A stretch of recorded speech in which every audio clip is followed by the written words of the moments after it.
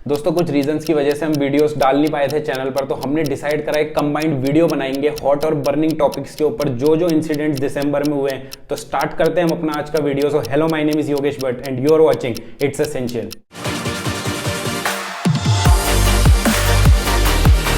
Video में हम सबसे पहले बात करेंगे कोविड-19 के अपग्रेडेड ओमिक्रॉन वेरिएंट के बारे में, second major general Bipin Rawat ji के बारे में, थर्ड विजय दिवस के मौके पर, फोर्थ किसान दिवस पर और fifth last but not the least good governance day जो कि अटल जी की बर्थ एनिवर्सरी पर मनाया जाता है। अल्फा, बीटा, डेल्टा और गामा कुछ कम नहीं थे कि जैसे जैसे 2022 खत्म होने लगा तो कोविड-19 लौट आया अपने ओमिक्रॉन वेरिएंट के साथ और इसका सबसे पहला केस पाया गया साउथ अफ्रीका में और इंडिया में भी इसका केस 2 दिसंबर को कर्नाटका में पाया गया। WHO ने भी इसे वेरिएंट ऑफ कंसर्न माना है और लगभग अभी तक ये 106 प्लस कंट्रीज में अपने पांव पसार चुका है। ओमिक्रॉन के केसेस लगातार बढ़ रहे हैं इंडिया में और जिसको देखते हुए स्टेट गवर्नमेंट्स ने अपने अपने स्टेट्स में रेस्ट्रिक्शंस इंपोज कर दिए हैं, जिसमें महाराष्ट्र, यूपी, हरियाणा, गुजरात और एमपी ने नाइट कर्फ्यूज अनाउंस कर दिए अपने अपने स्टेट में और बाकी स्टेट्स भी इसी कुछ तैयारी में लगे हैं। गवर्नमेंट की तरफ से भी अनाउंसमेंट आया है कि 1.5 से 3 डेज में ओमिक्रॉन के केसेस डबल हो रहे हैं, जिसमें कि हमें और भी ज्यादा प्रिकॉशंस लेने की जरूरत है। अभी कुछ दिनों पहले पीएम मोदी भी लाइव आए टीवी पर, उन्होंने कुछ डेटा रखा सबके सामने और कुछ ऐसी इंपॉर्टेंट अनाउंसमेंट भी करी जो आप सबको जाननी चाहिए। उन्होंने बताया कि 61% ऑफ पॉपुलेशन अभी तक वैक्सीनेटेड हो चुकी है पूरे इंडिया की और इसमें जो इंपॉर्टेंट अनाउंसमेंट थी उसमें उन्होंने बताया कि 15 to 18 ईयर्स के लोगों को वैक्सीन लगना स्टार्ट हो जाएगा 3 जनवरी 2022 से और जो हेल्थ केयर और फ्रंटलाइन वर्कर्स है जिन्होंने काफी सराहनीय काम करा पेंडेमिक के दौरान, उनको भी प्रिकॉशन डोजेस लगने शुरू हो जाएंगे 10 जनवरी 2022 से और ये काफी अच्छा डिसीजन है जिसमें ये हम सबकी मदद करेगा इस पेंडेमिक से लड़ने में और इसको निपटने में। A few moments later.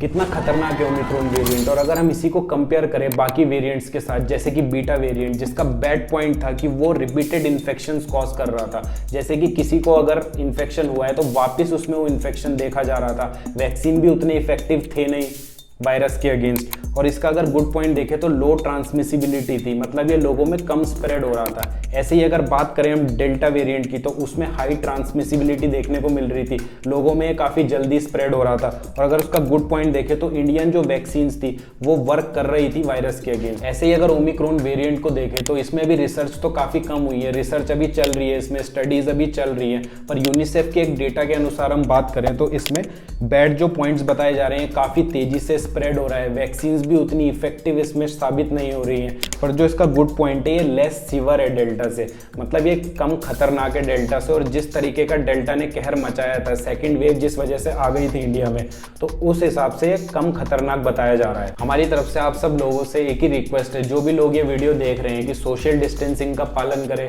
Mask जरूर पहने पब्लिक प्लेसेस पर and we should fight this virus together.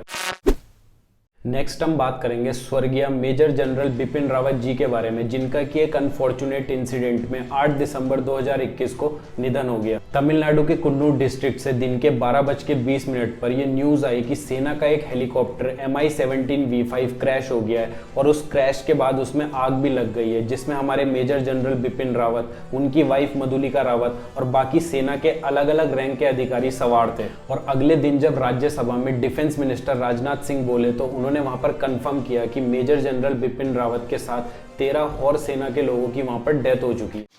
अध्यक्ष महोदय, आज बड़े दुख और भारी मन से मैं 8 दिसंबर 2021 की दोपहर में हुई मिलिट्री हेलीकॉप्टर जिसमें भारत के प्रथम chief of defence staff general Bipin Rawat, उनकी धर्मपत्नी एवं 12 अन्य सवार थे कि दुर्घटना के दुर्भाग्यपूर्ण समाचार से अवगत कराने के लिए आप सभी के बीच खड़ा हुआ। क्रैश के वक्त वहां पर एक ही पर्सन जीवित थे, ग्रुप कैप्टन वरुण सिंह, जिन्हें भी लाइफ सपोर्ट पर रखा गया और 15 दिसंबर को उनकी भी डेथ हो गई। इस हेलीकॉप्टर ने उड़ान भरी थी सुनूर एयरबेस से, जो कि सदर्न इंडिया में लोकेटेड है और ये जा रहा था वेलिंगटन की तरफ, जहां पर मेजर जनरल बिपिन रावत को डिफेंस स्टाफ कॉलेज में एक इवेंट अटेंड करना था और जहां पर यह इंसिडेंट हुआ वो डेस्टिनेशन से केवल 10 किलोमीटर दूर था। जनरल बिपिन रावत के जीवन की अगर बात करें तो इनका जन्म हुआ था पौड़ी गढ़वाल में और पहले चीफ ऑफ डिफेंस स्टाफ थे इंडिया के। और इनको 2 साल भी कंप्लीट होने वाले थे अभी। और इससे पहले ये आर्मी चीफ रहे थे 2016 से 2019 के बीच में, और डिफेंस मिनिस्टर को ये प्रमुख मिलिट्री एडवाइजर थे। और इससे पहले भी 2015 में एक चॉपर क्रैश हुआ था नागालैंड में, जहां पर ये बाल बच गए थे। और इनके अगर मेडल्स और अचीवमेंट्स की बात करें तो इनके पास परम विशिष्ट सेवा मेडल, उत्तम युद्ध सेवा मेडल, अति विशिष्ट सेवा मेडल, युद्ध सेवा मेडल, सेना मेडल और विशिष्ट सेवा मेडल, ऐसे बहुत सारे मेडल से ये नवाजे गए थे। वीडियो के इस पार्ट में बात करते हैं विजय दिवस के बारे में, जो हम हर साल 16 दिसंबर को सेलिब्रेट करते हैं। और एक तरीके से हम रिस्पेक्ट देते हैं अपने ब्रेव सोल्जर्स को, जिस तरीके से उन्होंने 1971 की वॉर में पाकिस्तान को खदेड़ा, और उसके बाद एक नए देश बांग्लादेश का भी वहां पर जन्म हो गया। और इस साल इसी इवेंट की 16 दिसंबर को भारत के सारे लोगों ने इसकी 50th एनिवर्सरी मनाई। पाकिस्तान की आज़ादी के कुछ सालों बाद ईस्ट पाकिस्तान में बंगाली सिटीजन्स को काफ़ी बुरी तरीके से असॉल्ट किया जाने लगा, उनके ऊपर जुर्म होने लगा और एक तरीके से वहां पर नरसंहार होने लगा, जिसकी वजह से ईस्ट पाकिस्तान के बहुत सारे सिटीजन्स भारत की तरफ आने लगे। और इसके बाद तो सारी लिमिट्स क्रॉस हो गई जब पाकिस्तान ने 1971 में भारत के ऊपर एयर स्ट्राइक कर दी। और इसके बाद 3 दिसंबर 1971 को इंदिरा गांधी ने पाकिस्तान के अगेंस्ट एक स्पीच में वॉर का ऐलान कर दिया, जो कि काफी एक फेमस स्पीच भी है। Today, the war in Bangladesh has become a war, and this imposes upon me, my government and the people of India an awesome responsibility. We have no other option but to put our country on a war footing. Our brave officers and jawans are at their posts, mobilized for the defense of the country.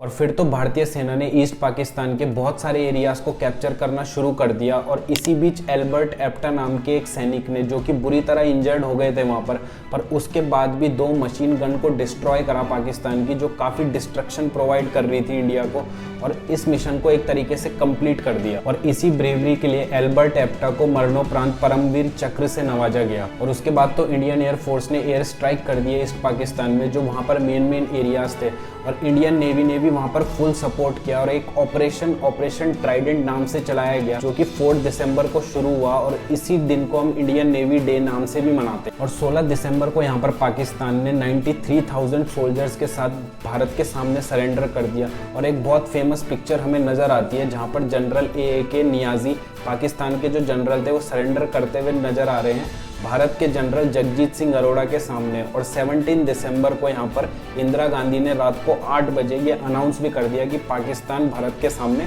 Surrender कर चुका है। और casualties की बात करें तो पाकिस्तान के 8,000 soldiers मारे गए और 25,000 घायल हो गए, और इंडिया के भी 2,000 सोल्जर्स शहीद हो गए, और इसमें 12,000 सोल्जर्स घायल हो गए।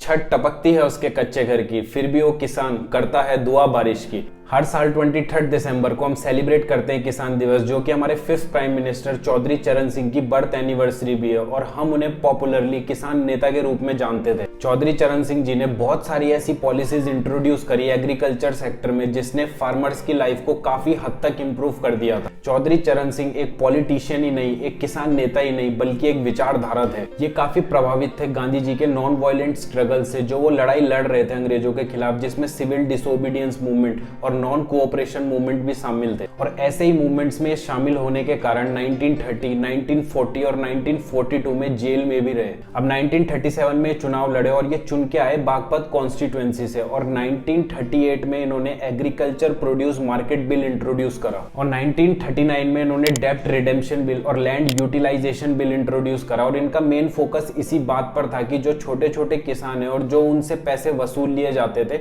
वो ना हो। और 1952 में यूपी के फार्मर मिनिस्टर रहते हुए उन्होंने यूपी के जमींदारी सिस्टम को भी खत्म कर दिया। अभी तक ये कांग्रेस के साथ थे, पर 1967 में इन्होंने कांग्रेस को छोड़ दिया, और उसके बाद इन्होंने भारतीय क्रांति दल नाम से एक अपनी पार्टी बनाई। उसके बाद ये 1967 और 1970 में यूपी के सीएम के तौर पर चुनकर आए, और 1975 में इमरजेंसी के दौरान इंदिरा गांधी ने इन्हें बड़े बड़े नेताओं के साथ जेल में डाल दिया।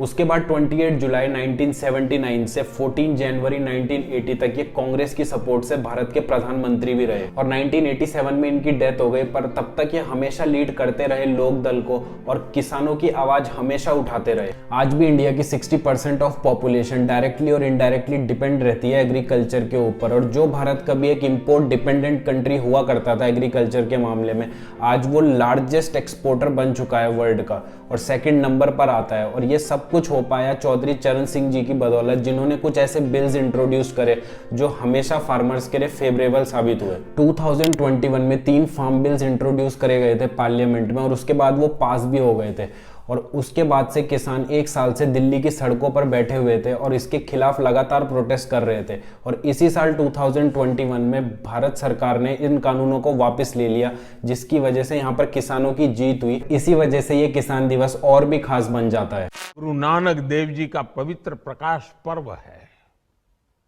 ये समय किसी को भी दोष देने का नहीं है। आज मैं आपको, पूरे देश को ये बताने आया हूं कि हमने 3 कृषि कानूनों को वापस लेने का, रिपील करने का निर्णय लिया है।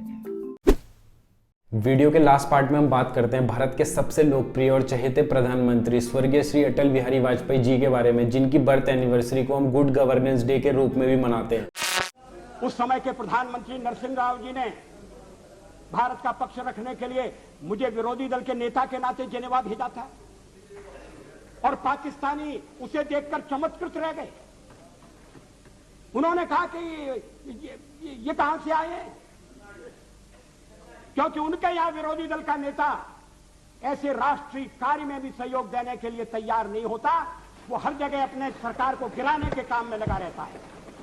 ये हमारी परंपरा नहीं है, ये हमारी प्रकृति नहीं है, और मैं चाहता हूं ये परंपरा बनी रहे, ये प्रकृति बनी रहे। सत्ता का खेल तो चलेगा, सरकारें आएंगी जाएंगी, पार्टियां बनेगी बिगड़ेंगी, मगर ये देश रहना चाहिए, इस देश का लोकतंत्र अमर रहना चाहिए। अटल जी 3 बार प्रधानमंत्री रहे थे भारत के, जिसमें सबसे पहले 1996 में उनकी सरकार केवल 13 दिन तक चली थी।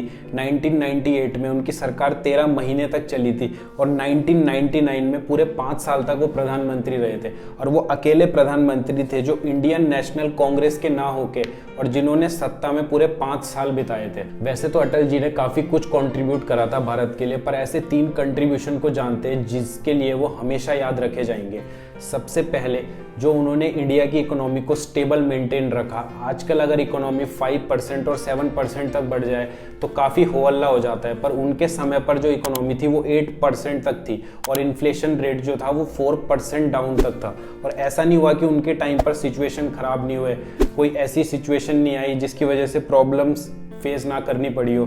2001 में अर्थक्वेक आया था, 1999 और 2000 में 2 साइक्लोन्स आए थे, 2002 से 2003 के बीच में हॉरिबल ड्राउट, वहाँ पर सूखा पड़ गया था, 2003 में ऑयल क्राइसिस, 1999 में तो कारगिल युद्ध हो गया था और उसके बाद पार्लियामेंट अटैक। और इसके बावजूद उन्होंने जिस तरीके से इकोनॉमी को संभाला वो काफ़ी सराहनीय है। सेकंड जो मेजर कंट्रीब्यूशन था उनका वो था साइंस और रिसर्च की फील्ड में। 15 अगस्त 2003 को उन्होंने अपनी इंडिपेंडेंस डे की स्पीच में चंद्रयान प्रोजेक्ट को अनाउंस किया था, जो कि भारत का एक बहुत ही सक्सेसफुल प्रोजेक्ट माना जाता है। विज्ञान के क्षेत्र में भारत एक ऊंची उड़ान लेने के लिए तैयार है।